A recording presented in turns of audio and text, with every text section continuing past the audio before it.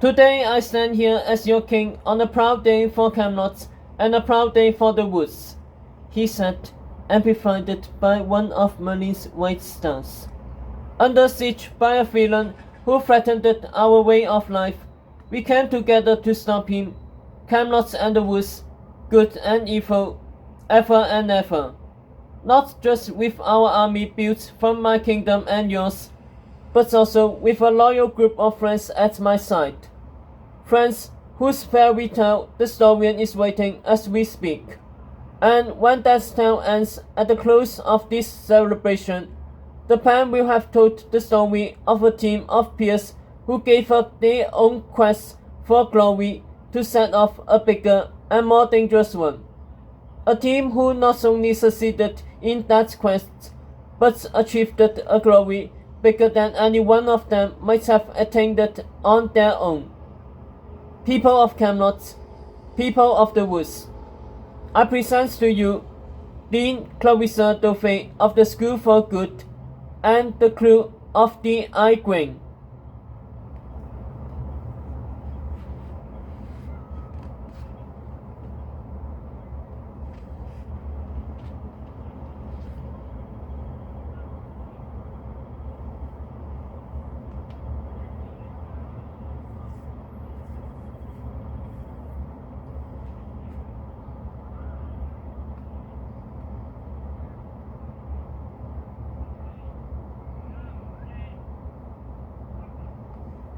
Professor Dauphin came out onto the balcony to a hearty greeting from the masses, looking rested, refreshed, and more like her old self. At her side were Beatrix, Rena, and Kiko in three of Guinevere's old gowns, along with William and Borden, hair cobbed and smartly dressed in starched shirts that Dauphin must have borrowed from Tato's closet. Together, they took their place behind Agatha, Sophie, Guinevere, and Merlin.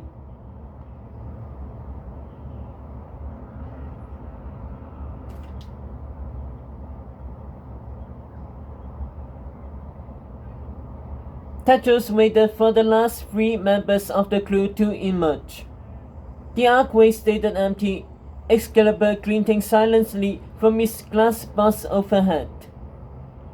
Professor Dauphin put her wand from her pockets and shot a spell through the archway.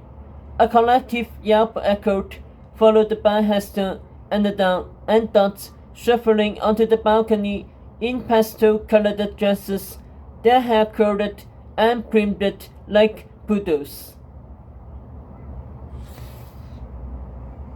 Agatha gazed at them. Dauphin said it was a condition for us to go back to our old quests and look for a schoolmaster, Hester mumbled.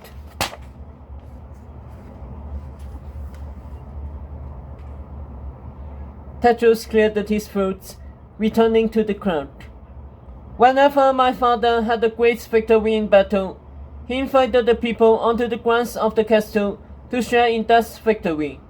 Just as he once brought back the body of the Green Knight for all of you to see, today we, too, have proof that a terrible villain will never harm our woods again. The crowd stared with anticipation. Behold, Tetros declared, the snake is dead. Four guards in full knight's armor and helmets marched through the archway at Ryan's direction, carrying the snake's body on a plank. The crowd erupted in its biggest cheer yet, as Tetros and Ryan took the plank and wasted the snake's blood-spattered corpse over the balcony for all the woods to see. Agatha saw Ryan make eye contact with Sophie, giving her a loving wink. Tetros, meanwhile, kept his focus on the crowd, not even glancing Agatha's way. All the while, Agatha could hear the witches behind her. Difference between efforts and efforts is we don't show boats for applause, and the doll crumbled. Because what we care about is getting the work done, said Hester. Can't wait to get back to schoolmaster interviews. You sure we can't convince Ryan to be schoolmaster? Said Dot. Look at how he is with Sophie. They definitely don't want to be apart.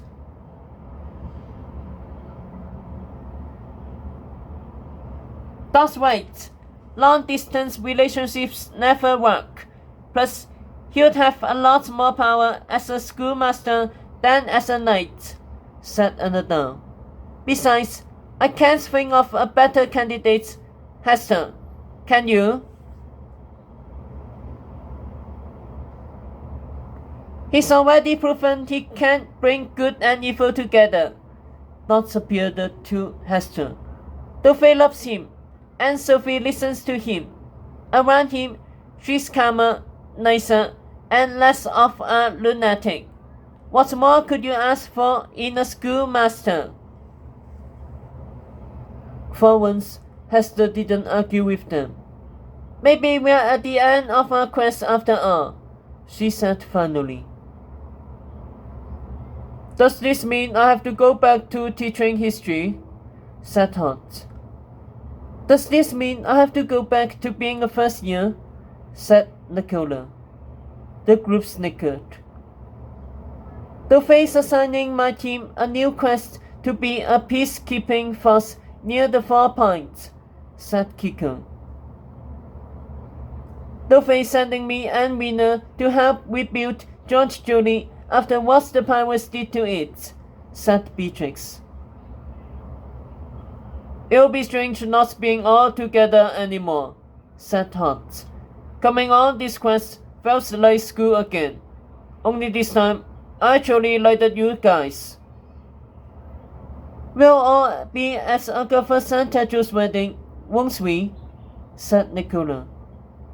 That we will, said Hester. Silence ensued, and Agatha could feel the group's eyes on her while she pretended not to be listening.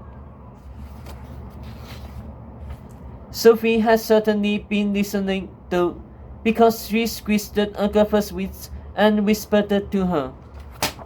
As long as they're not in any of the wedding portraits. Agatha gave her a look. I'm your wedding planner, said Sophie. Clarissa might have made them all look like wet farm animals, but you can be assured that I'll be dressing them myself. In front of the girls, the guards reclaimed the snake's body from the king and knights and held it off to the side as the ceremony continued.